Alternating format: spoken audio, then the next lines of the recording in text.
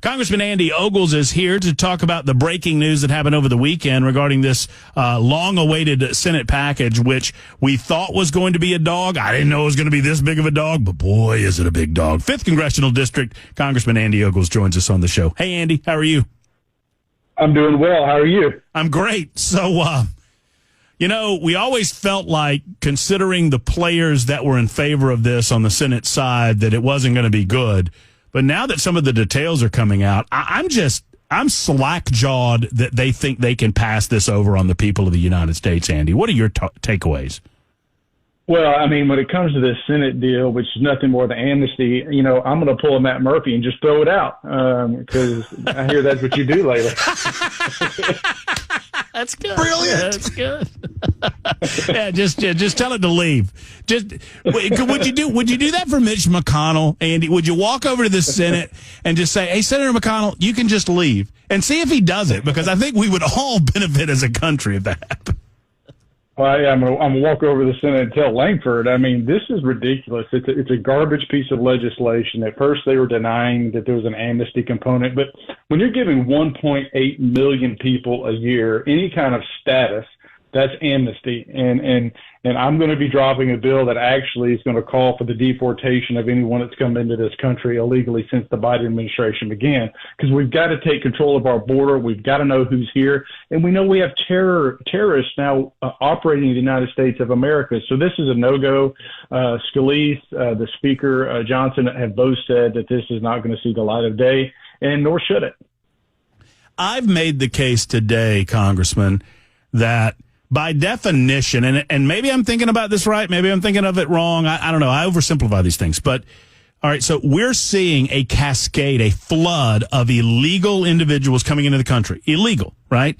And we call them that because what they've done is breaking the law. Yet the Biden administration is standing around talking to any media outlet that will listen, saying that he doesn't have the power to stop it.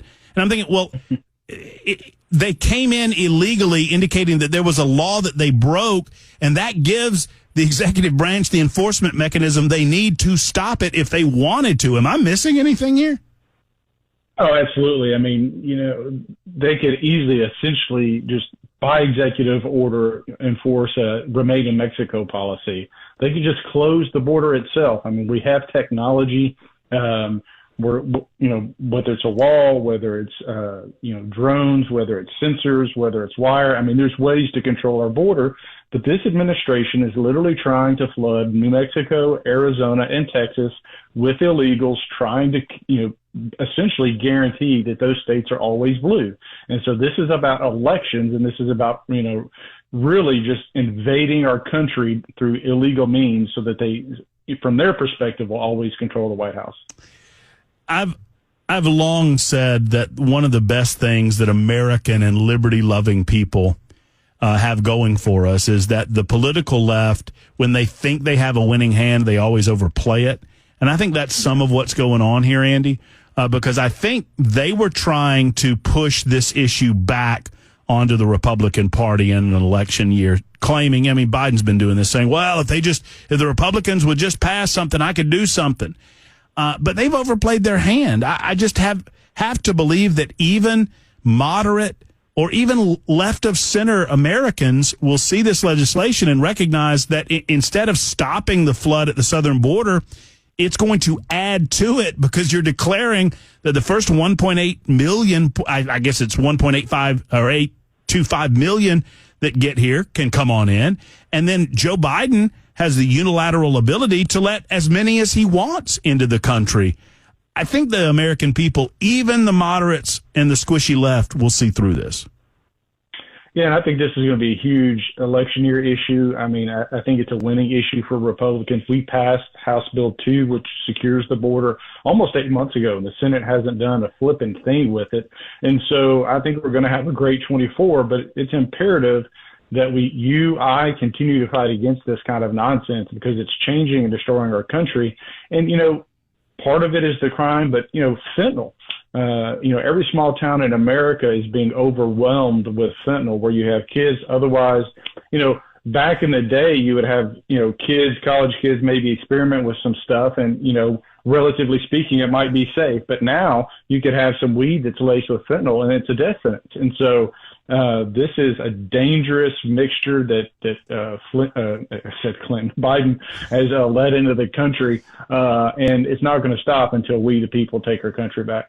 Yeah, it's funny you mentioned Clinton. Apparently, they're preparing a fundraiser with Obama and Clinton for Biden, which I think is also a tactical mistake. Because I think even if you're a leftist, I hate to put you in this mind space, Andy, but if I'm a Democrat and I go to a fundraiser where there's Biden, Obama, and Clinton, all it makes me want is Obama or Clinton.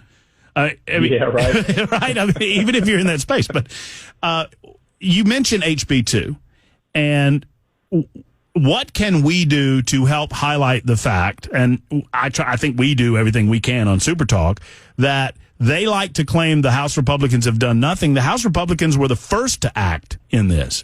You got HB2 passed, as you mentioned, 8 months ago, and I wish, and I know that there are some, our own Senators Blackburn and Haggerty are on top of this, Mike Lee's on top of it, Ted Cruz is on top of it. I wish more would in the Senate say, look, if you want to pass real border security, we've got SB2, which is the companion piece to HB2, ready to go. That's what we ought to be. We need to diagnose the problem through SB2, correct? Oh, yeah, absolutely. And, quite frankly, the Biden administration claims to be helpless, but we didn't have these immigration numbers under Trump. We didn't have these immigration numbers under Obama. This is an intentional act by this president.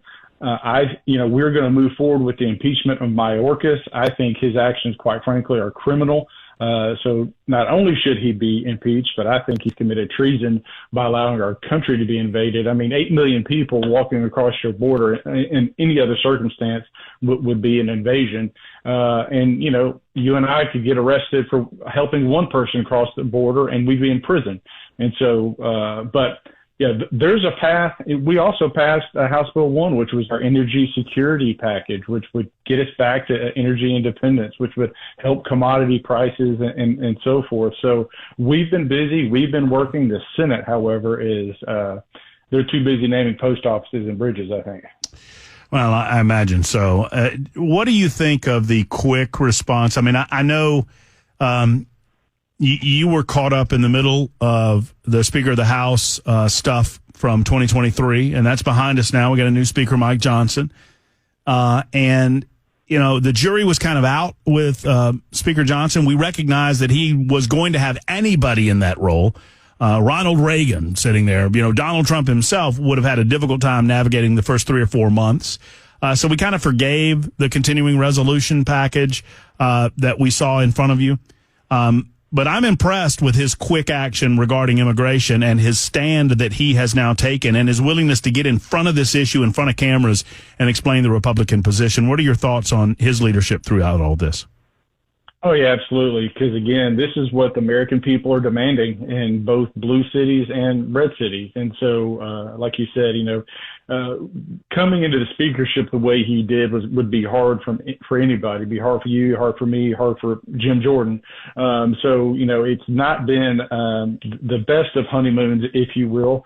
But we've got to keep working forward and working together because we're going into an election season. We've got to hold the House. We've got to win the Senate. We've got to win the White House. And again, I'll double down and say this immigration issue will be a winning issue for us in these battleground districts that you see in Nevada and Texas and even New York. What else do the people of Tennessee need to do? Just hold the line on where we are on the issue? Well, obviously Langford's from Oklahoma, but I would, reach out to your senators, show them support. And if you feel inclined, call, Langford's office in Oklahoma or from Oklahoma and let him know that we, the people, do not tolerate this at all, and that they should be passing House Bill 2. Should we take the step, Andy, and I don't take this lightly because, I don't throw out telephone numbers and tell people to call offices or whatnot very often. But should we encourage Senators Blackburn and Haggerty to push more along with some of their colleagues to get new leadership in the United States Senate? Are you concerned about current leadership over there? Well, yeah, the fact that this is, look at this one issue itself, that this bill is going to be coming out of the Senate, I would love to see Mitch McConnell, put his foot down and say, this is not what the American people want. This runs counter to the narrative that we're pursuing in the House and what the American people are saying. And so it's frustrating that we've had McConnell working against us so much, it seems like. Donald Trump Jr. referred to Senate Minority Leader Mitch McConnell as a, quote, mentally declining pro-amnesty turtle. Would you go so far, Andy? Well, I'm not a doctor, so I'm not going to diagnose him. But I will say, there was it's been a few months ago now where he just kind of had that hiccup in his giddy up when he was. Oh yeah, he froze. Yeah, I remember that. Yeah, that's troubling to say the least. Andy, what else is happening in Washington D.C. that the people of Middle Tennessee need to know about? Well, the two big things right now is the impeachment of Mayorkas. We have potential impeachment of Biden on the horizon. And then, of course, we've got to stop, we've got to kill, we've got to derail this amnesty bill coming out of the Senate. Do you believe that you'll have the votes coming out of the House to impeach Mayorkas?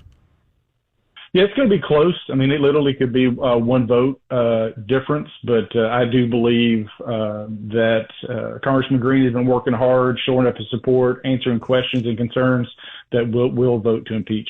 Why? I mean, for those who might be in our audience that perhaps are in agreement, as I am, that Mayorkas has engaged in a dereliction of duty to the point that he needs to be removed, and if Biden's not going to do it, the Congress is well within their rights too. However, we know what will happen in this current Senate as it's constructed. Why is this still important to do? Why is it still important to get it over to a trial in the Senate? Well, we have an obligation to do our jobs, and we have someone that is, quite frankly, met the terms of impeachment. Ergo, we need to follow through on it. So we can't legislate or we can't take actions based off of what the Senate may or may not do. And so, because if we did that, we wouldn't have passed House Bill 1, we wouldn't have, which was the energy bill. We wouldn't have passed House Bill 2, which was our border control bill. And so we've got to control the narrative. We've got to remind people that this is a problem. And, the timing of the Langford-Schumer Senate deal, which is amnesty, tied together almost, it seems, with this Mayorkas impeachment, it couldn't be any better. Andy, always good to catch up with you. Come see us when you're in town. We appreciate the hard work you do in Washington, D.C., and we'll talk again very soon. Yes, sir. Thank you.